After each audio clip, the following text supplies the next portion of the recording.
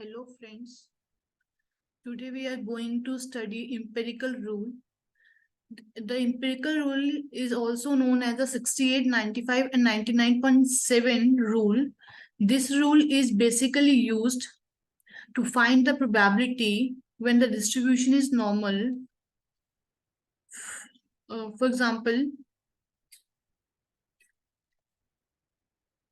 suppose you have some variable, let x is a variable and it follows normal distribution with parameter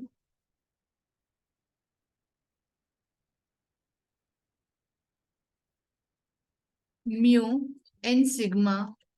As you know, in case of normal distribution, mu is called the mean of the distribution and sigma is called the standard deviation of the distribution. And since normal is a symmetrical distribution, and suppose we are trying to find some probability within a certain range, so to find the probability,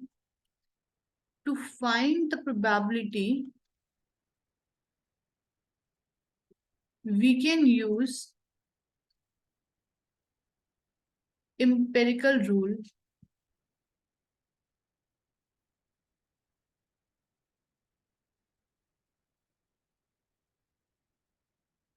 So empirical rule is basically used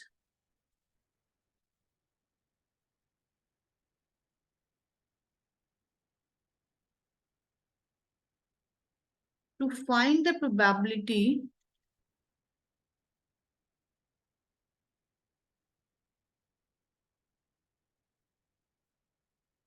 when distribution is normally distributed. If distribution is not normal,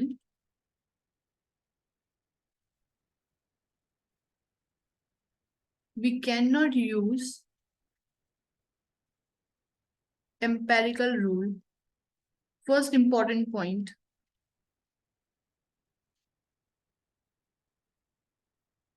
Second thing, empirical rule is used empirical rule is used to find the probability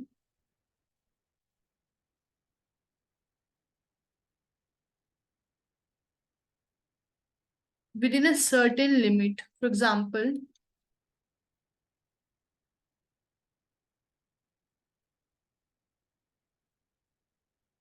suppose this is your normal distribution.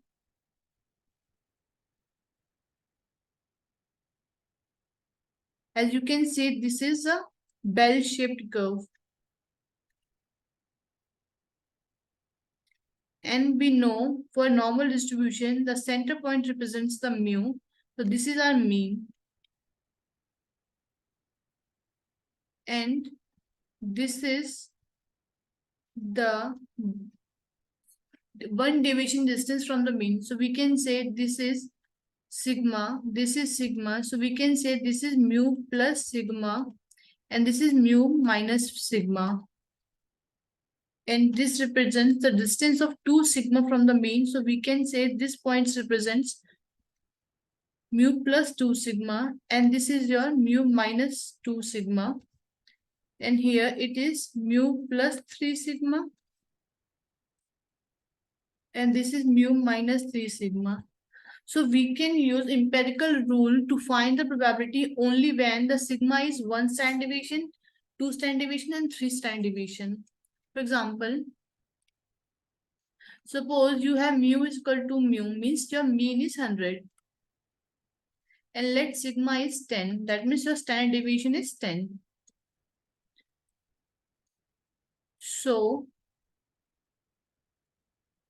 In this case, the center point is mu, so it will be 100. Now, what will be mu plus sigma? Mu plus sigma will be 100 plus 10, that will be 110. Mu minus sigma will be 100 minus 10, that will be 90. Mu plus 2 sigma is 100 plus 20, that will be 120. Mu minus 3 sigma is 100 minus 30, that will be 70. Mu minus 2 sigma is 100 minus 20, that will be 80. And mu plus 3 sigma is 100 plus 30, that will be 130. So sigma is nothing but the distance from mean. If you are saying 1 sigma, that means a unit distance from the mean. Or in other words, this 1 unit distance in terms of sigma from the mean. Or like this, you can say a unit distance in terms of sigma from mean. So if your distance is sigma, that means you can say you have covered a 10 units. So after covering 10 units, you are at 100 plus 10. That means now your position is 110. Okay. If your distance is 2 sigma, that means you have covered 20 units from the mean. So now you are standing at 120. If you have covered 30 units or 30 distance from the mean, so now you are at 130 and you are going in positive direction. Similarly, if you are covering 10 unit in opposite direction, so you are at 90. Similarly, if you are covering 20 distance in opposite of mean, so you are at 80, and lastly you are at 70. So we can say empirical rule is only used for 1 standard deviation, 2 standard deviation, and 3 standard deviation. If you are trying to find the probability for, suppose, 4 sigma, so in this case, we can't use empirical rule.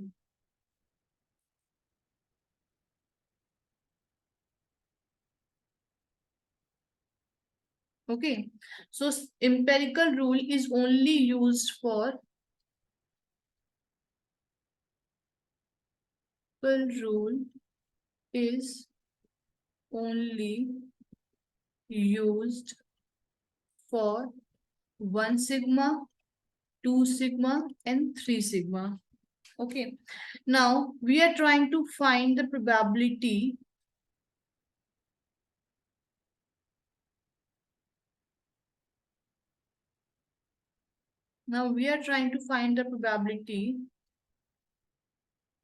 that your value or the variable lies within 1 sigma. For example, we can say this is your mu, this is mu plus sigma, and this is mu minus sigma.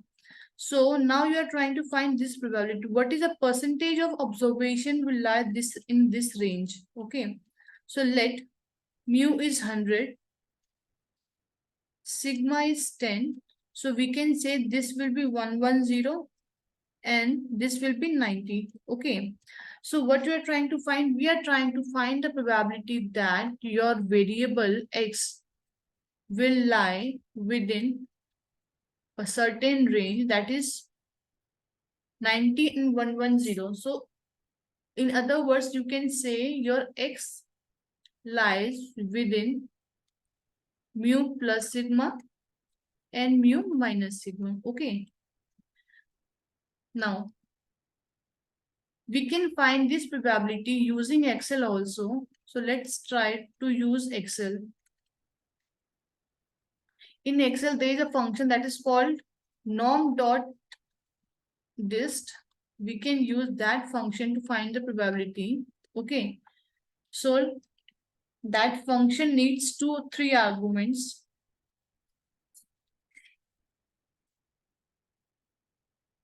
That is x, mu, sigma, and 1. So we can write this as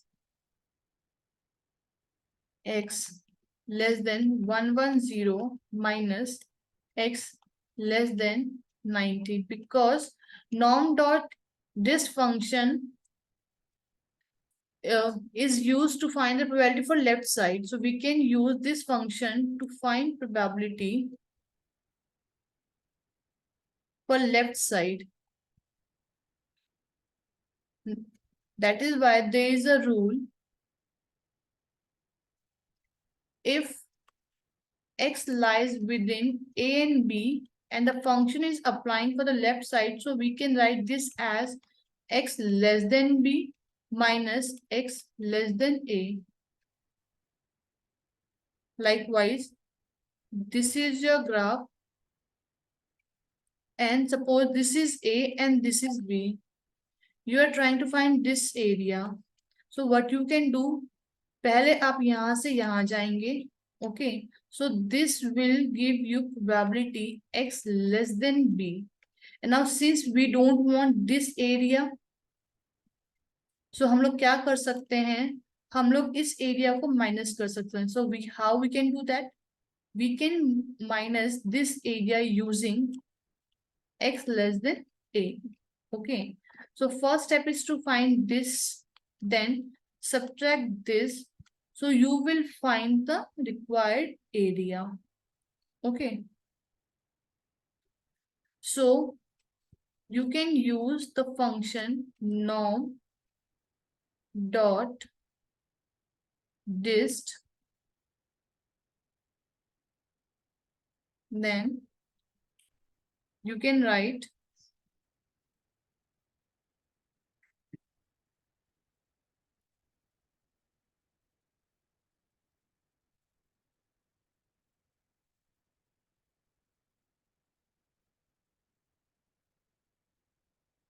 then you can say for this portion your x will be 110, and we know here the mean is 100, sigma is 10, and since we are trying to find the whole area from here to here, so this is a cumulative probability. So fourth argument would be 1. Then to find this, we can write norm dot dist. Then you can see here x will be 90. मतलब हम किसकी probability निकाल रहे हैं, हम 90 की निकाल रहे हैं. So हमारा x क्या हुआ, 90 हुआ. So 90, mean कितना है आपका, mean we are given 100. Okay, so mean is 100, standard deviation कितना है 10, and since cumulative probability है यहाँ से यहाँ तक की, so this will be 1. अगर हम इसे सॉल्व करेंगे तो we will get area. So हम एक्सेल पे देखते हैं इसे कैसे करते हैं. So let me share my screen. Okay, so see, this is my excel. पहले हम लिख लेते हैं हमारा मीन कितना है. मीन हमारा है 100. एसडी हमें कितना गिवन है, 10. ठीक है, आपका मीन प्लस सिग्मा कितना है, दैट इज 110, एंड आपका मीन माइनस सिग्मा कितना है, दैट इज 90. हमें क्या निकालना है, we are trying to find that your observation lies within 90 and 110. Okay, according to rule हमने क्या बोला, we can write this as probability x less than 110 minus probability x less than 90. Okay, so let's first try to find probability x less than 110. ठीक है, so see function क्या होगा, norm dot dist. यहाँ पर x क्या हुआ, हम किसकी प्रोबेबिलिटी निकाल रहे हैं, 110 की. ठीक है, मीन कितना हुआ 100, आपका सिग्मा कितना है 10 और क्या निकाल रहे cumulative probability, so we can write this as this. Okay, अगर आपको 90 का निकालना होगा तो कैसे लिखोगे, यहाँ पे आपका x1 हुआ 90, आपका मीन क्या है 100, सिग्मा क्या है 10 और क्यूमुलेटिव निकाल रहे हो। तो अगर फंक्शन लिख रहे हो, अभी मैंने आपको सिर्फ फॉर्मूला लिख के दिखाया, अब इसको अप्लाई करोगे तो कैसे करोगे, देखो इक्वल टू लिखना पड़ेगा फंक्शन को अप्लाई करने के लिए, नॉर्म डॉट डिस्ट एक्स का value, mean, standard deviation, since it is cumulative तो 1। तो यू कैन सी कितना आया 0.84। अगर आप 90 का निकालते तो कैसे लिखोगे, equal to norm dot dist x आपका कितना है 90 है, मीन कितना है 100 है, सिग्मा कितना है 10 है, क्यूमुलेटिव प्रोबेबिलिटी तो 1 लिखना पड़ेगा। ठीक है, now you can see it is 0.15। ठीक है, नाउ देखो हमें क्या निकालना था, हमें ये निकालना था। तो हमारी रिक्वायर्ड प्रोबेबिलिटी क्या है, तो this is my required probability.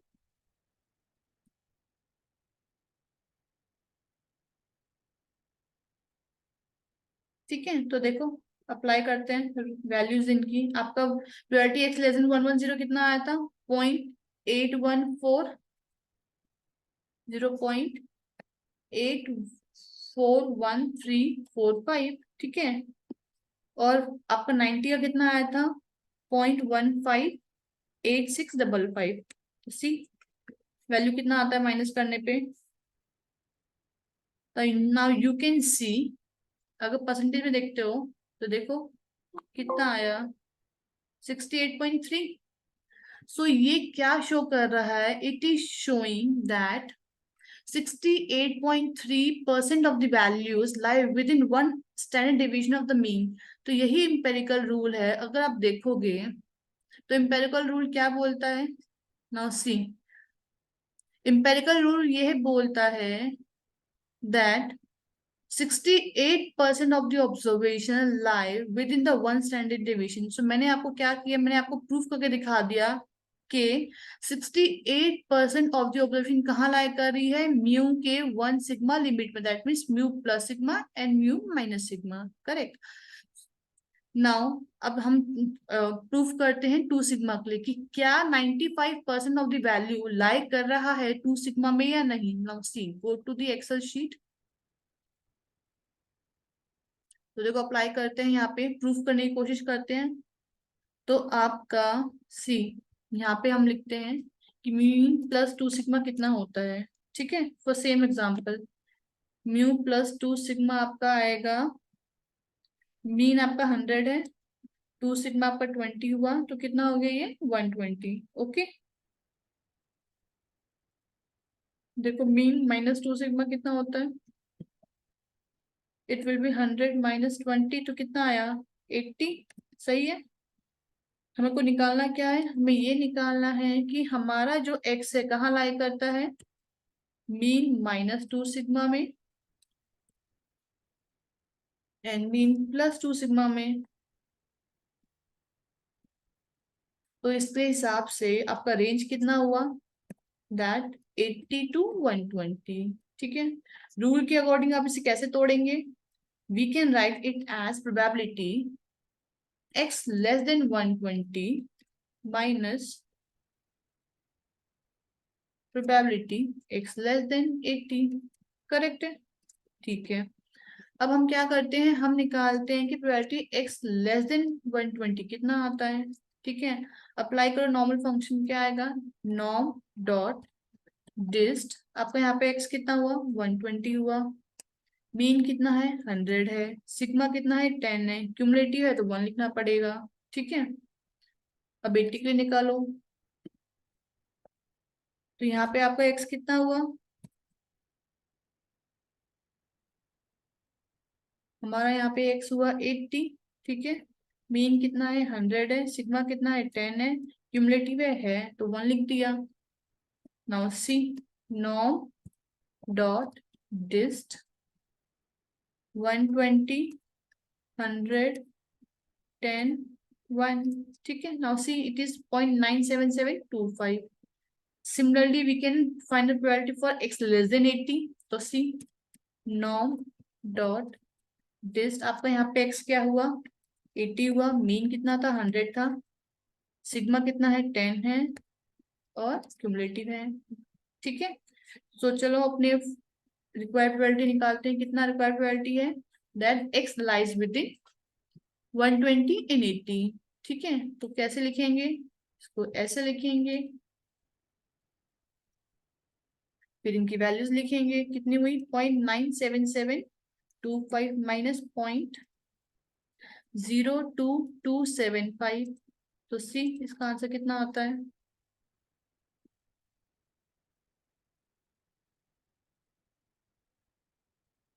तो देखो यहाँ पे भी ये प्रूफ हो गया कि 95.5% of the observation lie within 2 sigma. So हमने ये दोनों चीज प्रूव कर दी कि according to the empirical rule 68% of the observations lie within the 1 sigma limit and 95% of the observation lie within the 2 sigma limit. Whatever is your parameters means mu का value और sigma का value कुछ भी हो, it doesn't matter.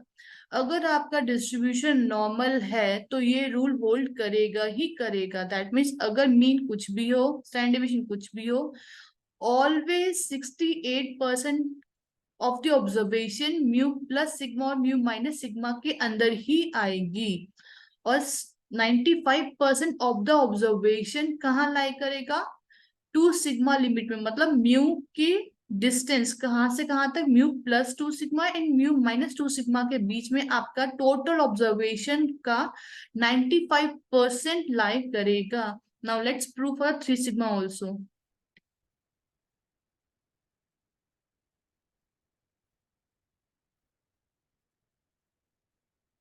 So according to the 3 sigma ये आपका कितना हो जाएगा? 3. ठीक है. ये कितना हो गया? 30. तो यहाँ पे क्या हो जाएगा? 130. This will be mu minus 3 sigma. ठीक है. सो ये कितना बन जाएगा? 30. एज वी नो हमारा सिग्मा कितना था? 10 था. स्टैंडर्ड डेविएशन 10 था. सो 3 इंटू 10 30. ये कितना हो गया? 70.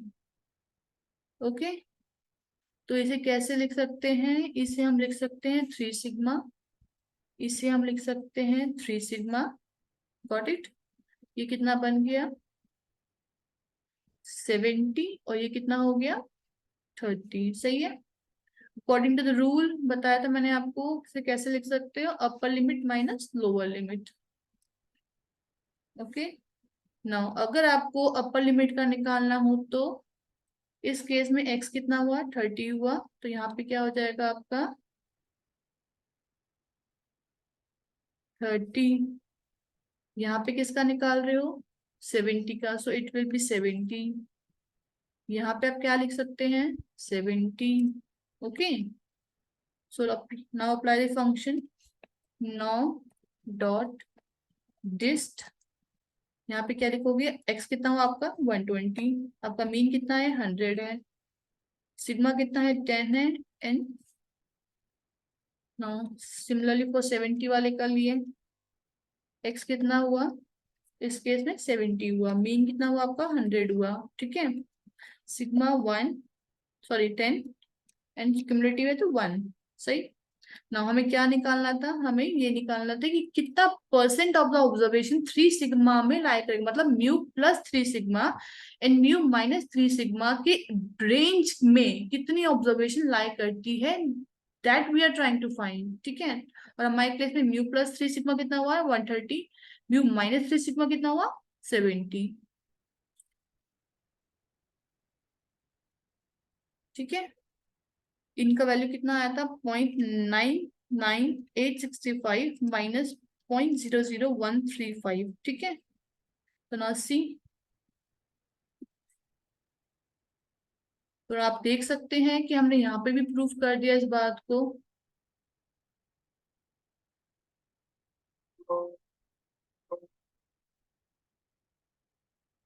सो इट प्रूव्स कि अगर आपका डिस्ट्रीब्यूशन नॉर्मल है इट डजेंट मैटर कि मीन आपका क्या है, सिग्मा आपका क्या है, बट अगर आपका रेंज 3 सिग्मा लिमिट है, मींस म्यू प्लस 3 सिग्मा है और म्यू माइनस 3 सिग्मा है, that means 99.73 of the observation उस रेंज में ही लाई करेगी। ओनली 0.03% ऑब्जर्वेशन जो है उस रेंज से बाहर जाएंगे, and that 0.03% of the observation is called the outlier.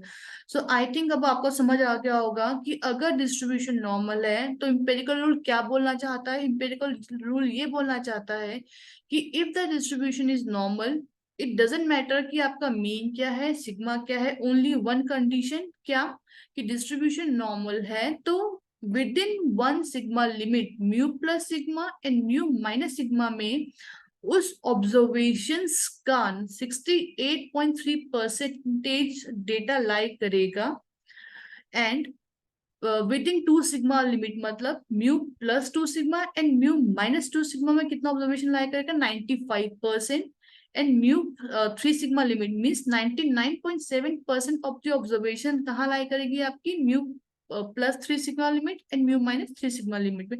I think अब आपको समझ आ गया कि इंपेरिकल रूल क्या बोलना चाहता है। Okay, so now see, so this is my empirical rule. ठीक है, तो आप देख सकते हैं we call empirical rule as 68, 95 and 99.7% rule. Okay, ठीक है, तो यहाँ पे देखो द एम्पिरिकल रूल को हम क्या बोल सकते हैं, the empirical rule is also known as a 3 sigma rule और the 68, 95, 99.7% rule. It is a statistical rule that states that almost all observed data for normal distribution will fall within 3 sigma limit। मतलब कि maximum से maximum observation में almost सारी का मतलब क्या है, 99.7% कहाँ लाई करेगी, 3 सिग्मा लिमिट के अंदर ही आ जाएगी। सिर्फ आपकी 0.3% ऑब्जर्वेशन है जो इस रेंज से बाहर जा रही है। ठीक है, इस रूल के हिसाब से according to this rule 68% of data fall within 1 sigma. अभी मैंने आपको समझाया ये कि इस रूल के अकॉर्डिंग 68% कहाँ लाया करके with in 1 sigma means mu plus sigma mu minus sigma के अंदर। ठीक है, 95% with in 2 sigma limit and 99.7% with in 3 sigma limit. When you reasonably expect your data to approximate a normal distribution, the mean and the standard deviation become even more valuable thanks to the empirical rule। That means ये कहाँ empirical rule सिर्फ उस कहाँ applicable है जब distribution normal हो। ठीक है, according to this empirical rule हमें मीन और सिग्मा पता होना ही चाहिए। अगर आपके पास मीन एंड सिग्मा नहीं है, मीन्स अगर आपके पास डिस्ट्रीब्यूशन का मीन भी नहीं है एंड स्टैंडर्ड डिवीजन भी नहीं है, so in that case you can't apply empirical rule. Empirical rule में सिर्फ आपको 3 चीजें चाहिए। पहला, डिस्ट्रीब्यूशन नॉर्मल होना चाहिए। दूसरा, उस डिस्ट्रीब्यूशन का मीन आपको मालूम होना चाहिए। तीसरा, आपको स्टैंडर्ड डिवीजन पता होना चाहिए। अगर आपके पास मीन एंड सिग्मा नहीं है तो इन that case you can't apply empirical rule. ठीक है, एम्पेरिकल रूल सिर्फ आप तभी अप्लाई कर सकते हो जब आपका सिग्मा 1 होगा, 2 होगा एंड 3 होगा, otherwise you can't apply empirical rule.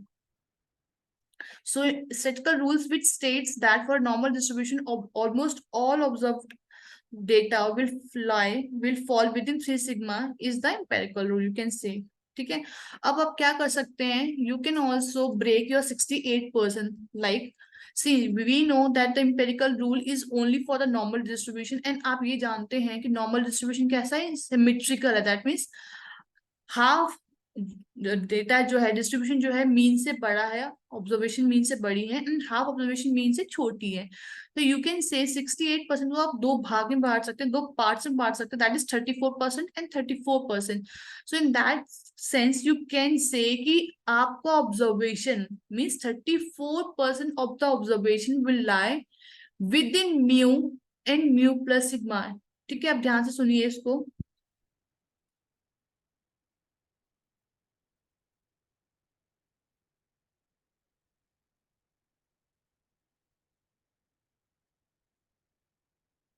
सी हमने क्या बोला अभी, हमने बोला कि इंपेरिकल रूल ये बोलता है कि 68% ऑफ द ऑब्जर्वेशन कहाँ लाई करती है, 68% ऑब्जर्वेशन लाइज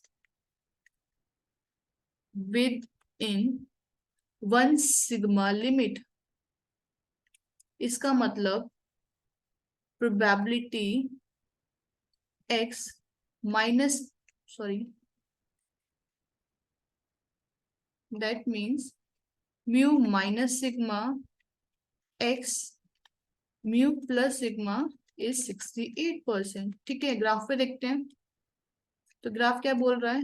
ग्राफ ये बोल रहा है कि अगर ये आपका म्यू है, ये आपका म्यू प्लस सिग्मा है, ये आपका म्यू माइनस सिग्मा है, तो इसके अकॉर्डिंग, इंपेरिकल रूल के अकॉर्डिंग, ये कितना हुआ? 68% हुआ। ठीक है, अब हमें ये भी पता है कि ये ग्राफ कैसा है? सिमेट्रिकल है। इसके हिसाब से डेटा इक्वली बटा हुआ, मतलब 34% इस एरिया में, 34% इस एरिया में।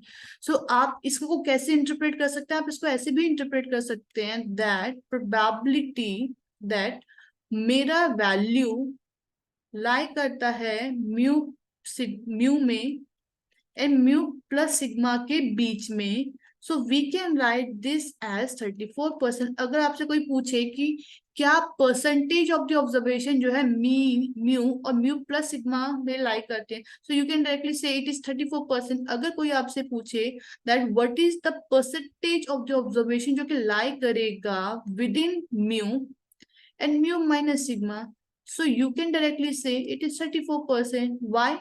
बिकॉज हमारा डिस्ट्रीब्यूशन क्या है? नॉर्मल है। नॉर्मल कैसा है? सिमेट्रिकल है। So you can divide your 68% in two area. So उसके हिसाब से आप इंटरप्रेट कर सकते हैं दैट इस रेंज में 34% है एंड इस रेंज में 34% है। आई थिंक आपको समझ आ गया होगा ये। सिमिलरली देखते हैं 2 सिग्मा लिमिट को आप कैसे इंटरप्रेट करोगे। ठीक है, हाँ सी।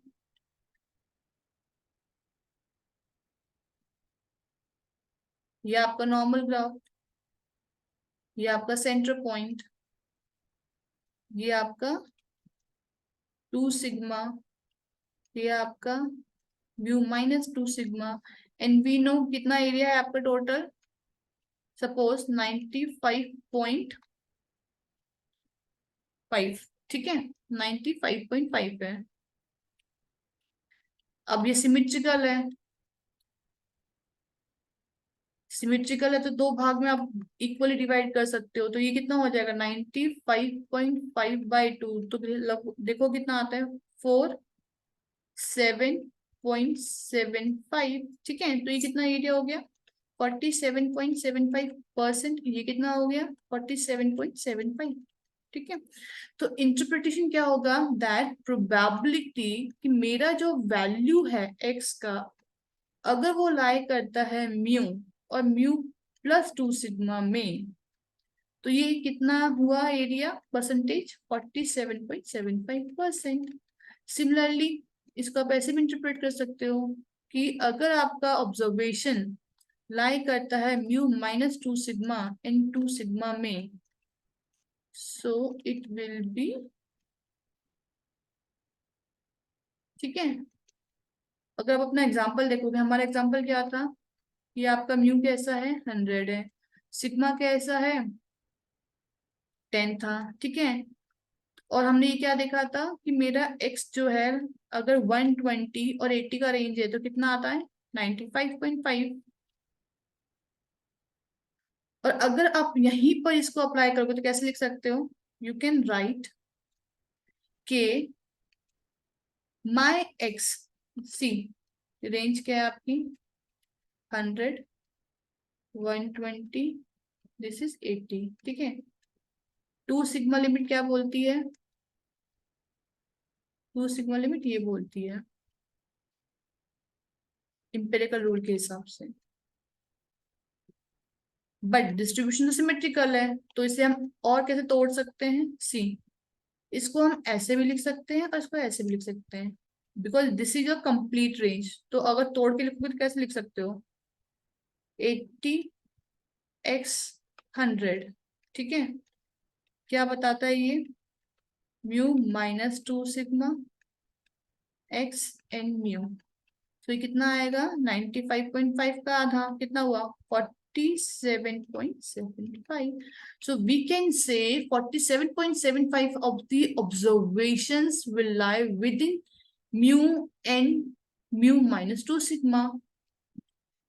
ठीक है, ये हम क्यों दो हिस्सों में भाग कर पाए? बिकॉज मेरा डिस्ट्रीब्यूशन कैसा है? नॉर्मल है। नॉर्मल कैसा होता है? सिमेट्रिकल होता है। ठीक है, सिमिलरली इसके लिए बता सकते हो कि अगर आपका x म्यू और म्यू प्लस 2 सिग्मा में है, तो ये कितना हो जाएगा? 100 x and 120, it is 47.75%। I think आपको समझ आ गया होगा ये हमने कैसे ब्रेक किया। ठीक है, now you can try this for 3 sigma limit. See हम ये जानते हैं कि अगर आपका x 3 सिग्मा लिमिट में है तो आपका प्रोबेबिलिटी कितना हुआ? 99.7%। ठीक है, और एग्जाम्पल के हिसाब से देखें तो हमारा एग्जाम्पल के हिसाब से कितना होगा? 70, 130। अब आपका होमवर्क है कि आपको ये बताना है कि इस रेंज में कितना होगा। ठीक है, पहले नोटेशन में लिखते हैं, आपको इसका आंसर देना है। what is the probability that your x lie within mu and mu plus 3 sigma? ठीक है, and mu and mu minus 3 sigma। this is your homework that you have to do। और आप आंसर्स कमेंट में लिख सकते हैं। और example के हिसाब से इसे आप कैसे लिख सकते हो? 100x 130, एंड इसे आप लिख सकते हैं 70x and 100। Okay, you have to try this.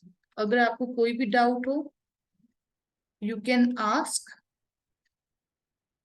I hope आपको अच्छा लगा होगा ये वीडियो। अगर आपको अच्छा लगा है तो please do like and share.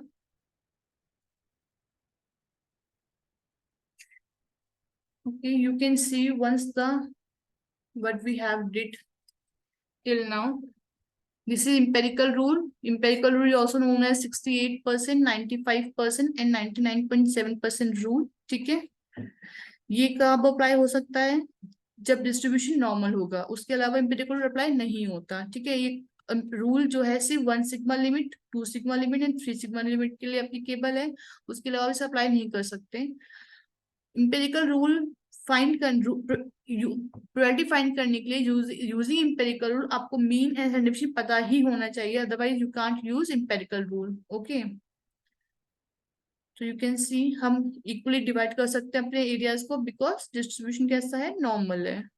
ठीक है, now there are some examples you can try. Okay, there 4 or 5 examples you can try that. अगर आपको कोई भी डाउट हो you can ask in the comment. I hope आपको ये अच्छा लगा होगा। अगर कोई डाउट हो तो you can ask and you can like and subscribe the video if you like। Thank you so much।